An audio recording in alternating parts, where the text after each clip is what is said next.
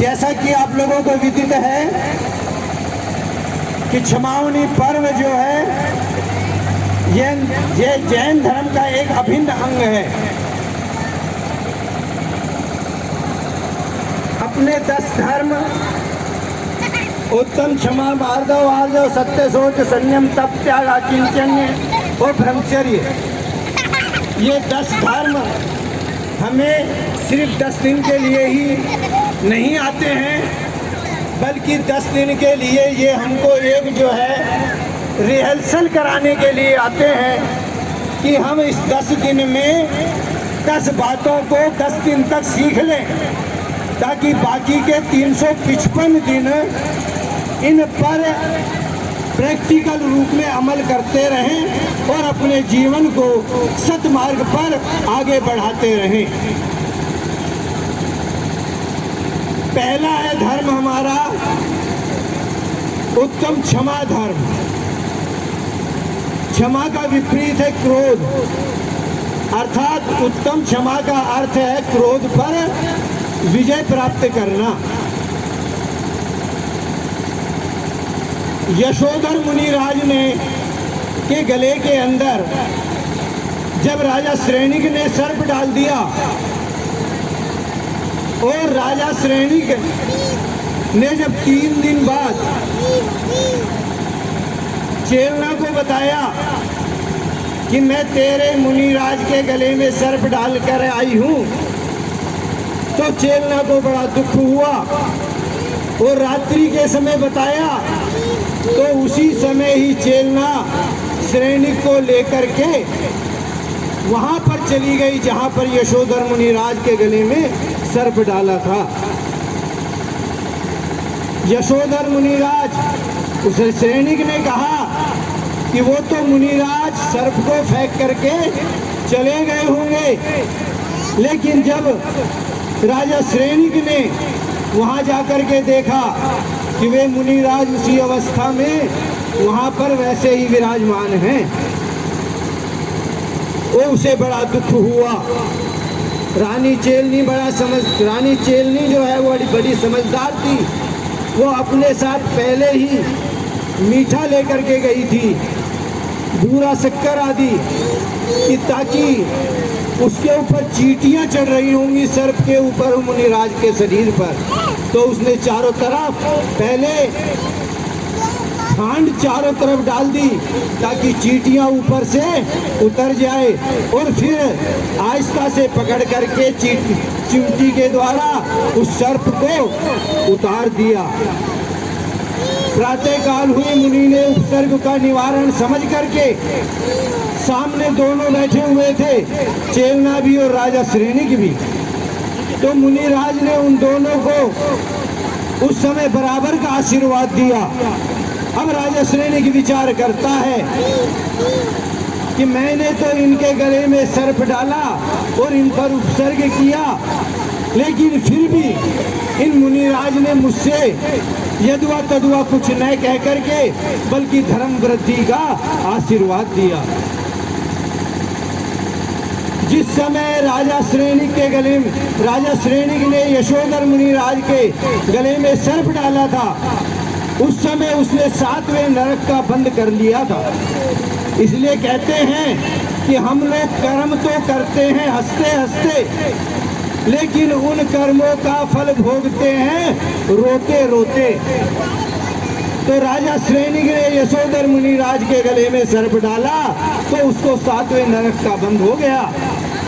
लेकिन जब यशोधर मुनिराज ने उसको धर्म वृद्धि कही तो उसको इतनी अंदर से ग्लानि पैदा हो गई कि अरे मैंने इतने बड़े मुनिराज के गले में सर्प डाल करके क्यों अपनी जीवन का जो है ना पतन कर लिया।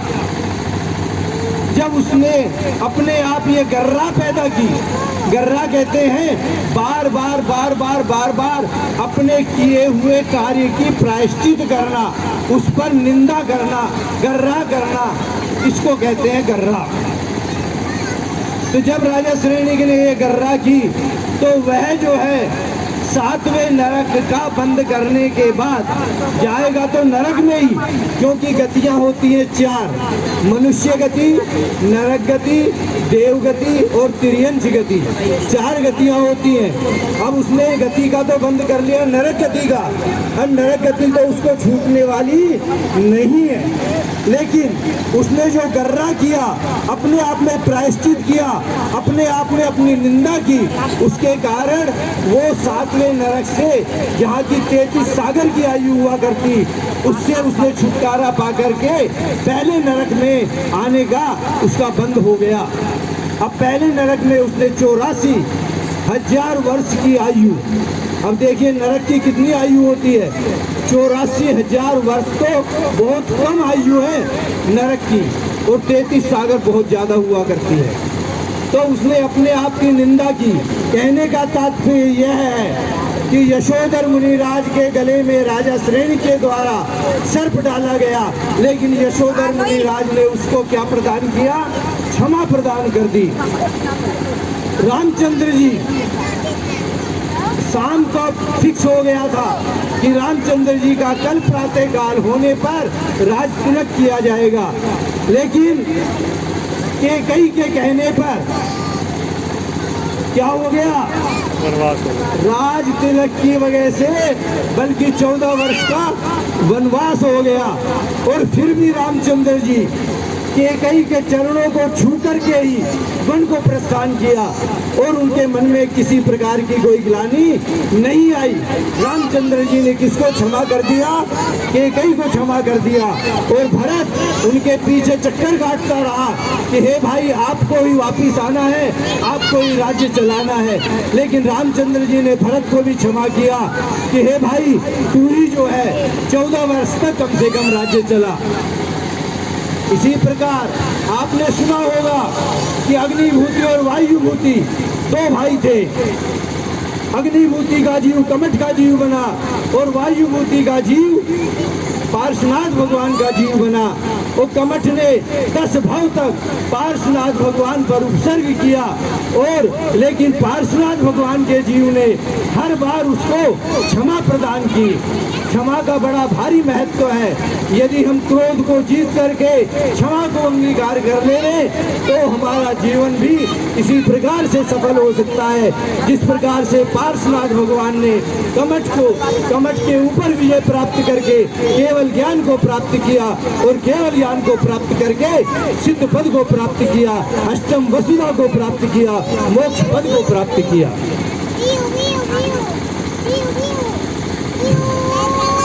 मैं ज्यादा नहीं बोल करके सिर्फ यही कहूंगा कि अपने द्वारा यदि कभी जीवन में किसी प्रकार की भी, किसी के प्रति भी कोई कटु शब्द, अपशब्द किसी निमित्त से आकर के यदि कह दिया गया हो, भावावेश में आकर के यदि कह दिया गया हो, तो मैं उन अपने शब्दों के लिए सबसे क्षमा याचना करता हूँ। मैं मन से, वचन से, काय से, कृत से, कारित से, अनुमोदना से सबसे क्षमा प्रार्थी हूँ, और सब मुझे क्षमा करें। ये क्षमावनी पर्व एक ऐसा पर्व है जो साल भर में 3 बार आता है। 10 लक्षण हमारे 3 बार आते हैं। हर 10 लक्षण पर्व के बाद क्षमावनी पर्व आता है। किसी ने कहा है कि यदि किसी से कोई गलती हो जाए तो उस गलती को 6 महीने से ज़्यादा अपने अंदर किसी के प्रति भी कोई कटुता नहीं रखनी चाहिए। इसलिए क्षमावनी पर्व साल में 3 बार आते हैं, और 3 बार आने का उद्देश्य यही है कि 6 महीने से ज़्यादा यदि बंद हो जाता है तो वह बंद अनंतानुबंधी कसाय का बंद होता है। कसाय 4 प्रकार की होती है। अनंतानुबंधी कसाय, अप्रत्यक्षानावरण कसाय, प्रत्याख्यानावरण कसाय और संजुलन कसाय। तो हम लोग अभी गृहस्थी में हैं, 4थे गुण स्थान तक जब तक देशव्रती नहीं बनते तब तक जो है अनंतानुबंदी कसाय का उदय रहता है। और जब तक अनंतानुबंदी कसाय का उदय रहता है तो वह 6 महीने तक यदि अनंतानुबंदी कसाय का उदय रह जाएगा तो 70 कोड़ी वर्ष तक 70 करोड़ को 70 करोड़ से गुणा कर लो, इतने वर्ष तक आपको उसका बंद रहेगा और वो कभी भी उदय में आ सकता है, किसी भी भव में उदय में आ सकता है। इसलिए अपने को किसी के प्रति भी कोई भी द्वेष भाव, कटुता भाव, अपशब्द यदि भावावेश में कह दिए गए हों तो उसके लिए हम हाथ जोड़ करके मैं अपनी तरफ से सबसे क्षमा याचना करता हूँ और अपनी समाज की तरफ से भी सबसे क्षमा याचना करता हूँ और उसको आप क्षमा प्रदान करें और मुझे भी आप क्षमा प्रदान करें। किसी ने एक बार क्या हुआ, ये गिलास के अंदर दूध आ गया, एक गिलास में दूध आ गया और वो गिलास में दूध था आधा गिलास। जो सम्यक व्यक्ति होता है वह तो विचार करता है कि गिलास आधा भरा हुआ है, लेकिन कोई अज्ञानी व्यक्ति होता है तो वह क्या कहता है कि गिलास आधा खाली है। इसी प्रकार से हमको भी अपने अंदर ये भाव भाने चाहिए कि किसी के प्रति नेगेटिव सोच ना रखें, अपनी सोच को हमेशा पॉजिटिव बनाए रखें, तभी हमारा ये मानव जीवन सफल हो सकता है। आचार्य गुणभद्र स्वामी हुए हैं जो कि आचार्य जयसेन स्वामी के गुरु, जयसेन स्वामी के शिष्य थे।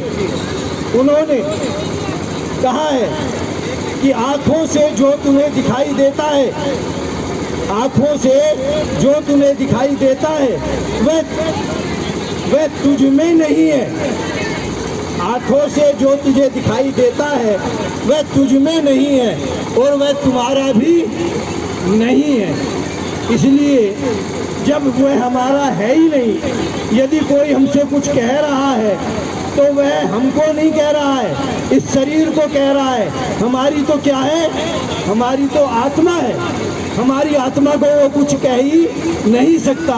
इसलिए हमें कभी भी किसी का बुरा नहीं मानना चाहिए। और यदि निमित्त से उपादान भारी हो और निमित्त ऐसा मिल जावे कि कोई कुछ कह रहा है और वो हमारे अंतरंग में बस जावे तो उसको कम से कम अधिक से अधिक 6 माह के अंदर तो उसका निवारण कर लेना चाहिए।